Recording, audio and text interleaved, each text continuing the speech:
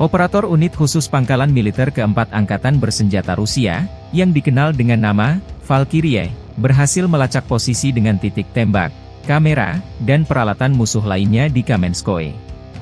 Dengan menggunakan teknologi pengintaian canggih, unit ini mampu mengidentifikasi target-target penting yang digunakan oleh musuh. Rekaman dipublikasikan 15 Juli.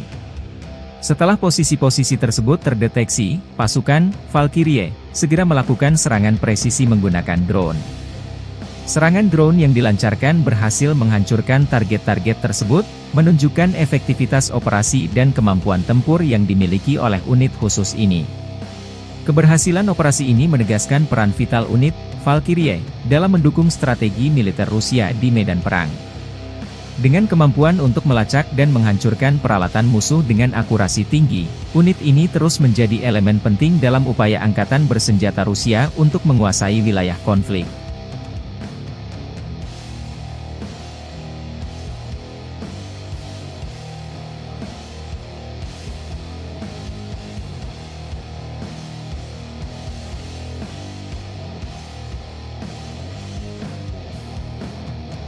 Download Tribun X sekarang, menghadirkan lokal menjadi Indonesia.